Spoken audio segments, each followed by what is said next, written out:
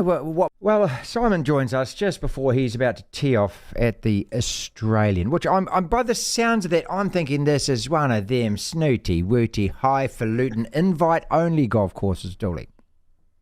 That's correct. I've had to walk away from the clubhouse just to use my phone. It was one of those.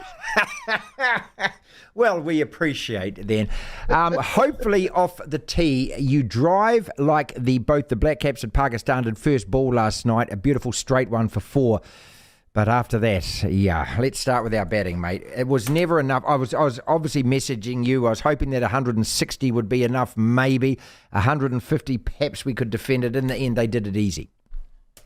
They did. I mean, we made them work for it late in the piece, but it always felt like they were on top of the game a little bit last night, Pakistan. Their bowling was outstanding. After the first game against India, where they conceded 160, they hadn't conceded more than 130, that bowling attack, in the rest of the tournament. So they've been exceptional. Their batters are the ones that have been struggling to be fair to Pakistan's batting lineup. So, 152, it was middling. It wasn't. You didn't think it was going to be enough. It might have possibly been if we'd taken wickets in the power play, but we seemed to struggle our way to that score as well. It was never a convincing 150, 160, and their bowling was exceptional, and we just couldn't find a way to really get on top of them at any one stage. Was it the right decision to bat first? I mean, obviously in hindsight we say yes or no, but I mean, would you have batted first? 100%, all day, every day. Perfect decision. Just didn't.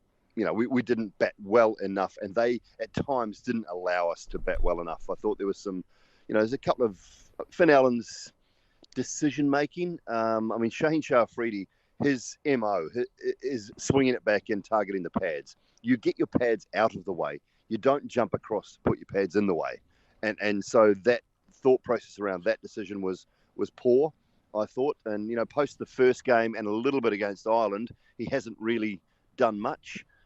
Devon Conway not diving.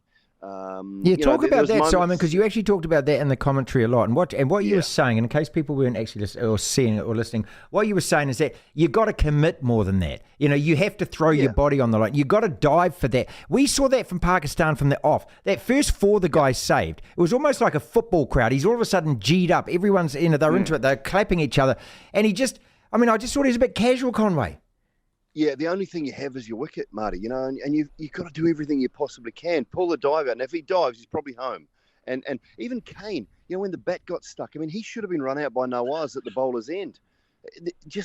There's no, I don't know. Look, it's a hard thing to say, and I know in the moment you've just got to think, I've got to dive, but it is all about the preservation of your wicket, and it just didn't seem like that was quite there. I think if you see certain players, Phillips would have been diving. There's some guys that do, and maybe he's just not a diver. But in those sort of situations, they're the little things and the little moments in a game where you just might find something. All right, Conway at the half-time when Ian Smith was interviewing him was quite confident. I'll go back to that. But I also thought Phillips had an absolute brain fade because when he came in, we had the time, we still had the balls there, but, just chipping a little court and ball. And that's so disappointing. That's the worst shot he's played the whole bloody tournament. Yeah, it is, and it just held on the wicket a touch. And that showed to me that the batting first was the right decision. In that moment, you're thinking, okay, it's just held a touch. He's probably just gone a little bit too quickly across the line. It stayed in the surface, what they talk about with the spinners. And in the end, it was a pretty lame, pretty soft dismissal. But, you can't lump it onto Glenn Phillips. The all-round performance from Pakistan, I think, was brilliant with the ball, and we were just off our game a little bit with the bat. It just didn't seem like we were at the races. Yeah, and that seemed the whole game, though. Why? Why? Okay, we kick-started against Australia. We were great. We weren't that impressive against Ireland, against England. We lost that. We seemed to save our worst game, I suppose, was what I'm saying, for the best and the most important game of the tournament. Biggest, most important. Yeah, and they saved their best. They saved their best game, and that's kind of how these tournaments work. And I know we talked about it at the start, Marty. I didn't see us as a finals team. I thought we were a chance of making the semis. I didn't give us a huge chance of making the semis. So I kind of feel, and I don't want to sound like a negative Nancy, but I kind of feel that was our lot. I feel that we are a good tournament side. I didn't think we had a team to win the tournament at the start of it. And Australia surprised me. I remember saying that to you as well. It surprised the heck out of me, the fact that we tipped Australia over as easily as we did. And so for mine, this is probably about where I thought we were at. And we just came up against a rampant Pakistan side that were far too good for us. Now, all of us of an age, as soon as we got Pakistan in the semi, were drawing parallels with 92. Doull, when I looked at the crowd last night, and you would have seen them, there were so many in those 92 shirts, right? That pale green, that they were holding up signs 92 to 2022.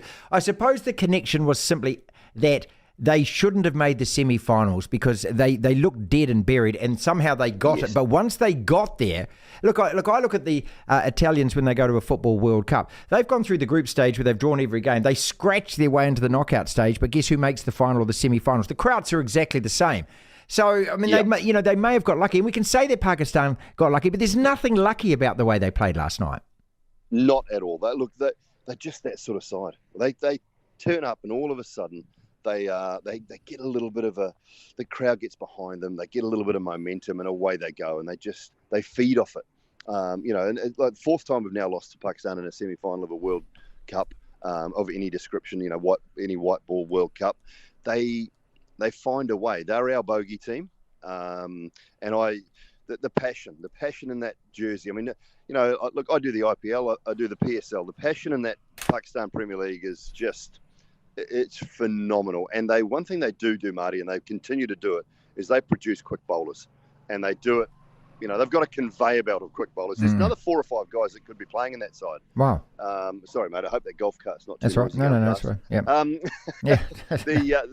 They've just got a conveyor belt of these quick bowlers coming through. Naseem was brilliant. Harris Ralph is a seriously good bowler. They've got this kid, Shanawaz Dahani, who's sitting on the bench, who I absolutely love. So it's a side that when you give them conditions or you give them an opportunity, Bubba's been out of form, Rizwan's been out of form, all of a sudden one out of the middle of the bat and away they go. And they just get on a bit of a roll, and that's how Pakistan have always been. Daryl Mitchell, stand out for us, 53 off 35. He hit one 6, he hit 3 4s, but he was going for 2s, he was finding gaps, maybe got a bit lucky with a bit of aerial every now and again, but he showed that you could actually bat on that pitch. And so how much were we short, mate? I mean, I was saying to you 160. What was realistic? Is 170 maybe? Well, I think we were 10 to 15 below par. Okay. At 165, we are well in the game there. And, look, it's harsh and it's hard because Trent Boult probably had one of his worst nights for a while. Yeah, bizarre. And these things happen. It doesn't make them bad players, bad cricketers. Daryl was brilliant again. I mean, another half century in a T20 World Cup semi-final. I thought he was really good. He took the pressure away from Kane in that partnership. I think Kane's innings was decent last night, to be fair to him, because we were in trouble. We needed that type of innings last night. We're continually losing wickets around him and in trouble. I thought he played a relatively good knock last night. But again, we just came up against a better side. They didn't allow us to get away. Their bowling continuously just put us under pressure, and they were just a better team last night. 105 though before they lost the first wicket, and then I don't know maybe they just knew that they could time it out and pace it out, because then they took to within 5 balls to actually get that total. But you always kind of felt and knew that they were getting there, right? Yeah, you knew they were getting there, but we were saying in the back of the commentary box, and some very learned gentlemen in that commentary box last night, but it was like only Pakistan can beat Pakistan from here. Right. And that's kind of how you think about it, because there's no other team could beat them apart from themselves. Yeah, okay, just before I let you go back to the tee. All right, so just the energy in the field. I mean, the way that they started the game, it was, I don't know whether these things mean anything, but when you're looking at the TV, it shouts at you. They were so more revved up than us. I don't know whether it meant something more to them, or that was the way of them keeping themselves mentally in the game. But we seemed a bit flat all over compared to them. I know that we don't have those kind of personalities in our team, but you do wonder whether a guy like Glenn Phillips, that's what you needed from him last night, to be revving the guys up, saying, dive for that. And I also thought Conway, that the drop off Trent Boult was just, those are your margins and your moments, aren't they? And his body shape went there, as Gilly described it perfectly, going left, his right leg buckles. He got a glove on that, should have caught that. I don't know whether it would have changed the game, but it just seemed, that to me summed it right up. Like they would have captured that catch. Yeah, that changes the body language of the whole team. When Bubba Azam goes early doors, that changes the body language. Now, I remember saying to you a while back about, you take a part-time keeper into a World Cup, at some stage it may come back to haunt you. New Zealand have been searching for something different. They couldn't find a genuine wicketkeeper to play in their T20 side. Phillips decided a couple of years ago to give the gloves away, take up bowling. They don't have a genuine wicketkeeper. So when you take a part-timer in, you're going, those little things might come back to haunt you. And it took to the semi-final before he really had an opportunity to make a game-changing, perhaps, moment. And it didn't happen. It didn't happen. And he was all crossed up. The foot was going. I mean, Smithy was shaking his head in the comm box with us. Gilly explained it beautifully. These little things, and they are little things. And, you know, Pakistan were up for it, but New Zealand aren't that sort of team. You're right. They're not, you know, I didn't see a lack of body language. I didn't see a lack of intensity or lack of energy. I just saw a Pakistan side that just played a bit better and kind of took the game away from us. And that moment, that one moment sometimes can just flatten you a little bit.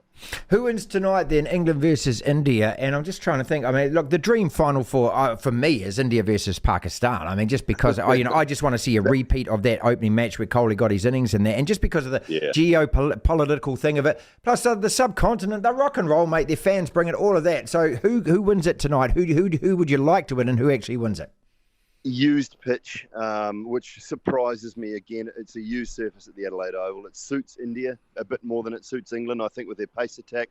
Worries about Mark Wood's injury is massive for me. The injury to Doull Milan doesn't bother me so much. I think it probably helps England if he doesn't play. So, look, I've got India around about a 60-40 favourites when I'm looking at the lineups and the fact that it's on a used pitch. India-Pakistan final, Melbourne Cricket Ground. Go back to game one that they both played.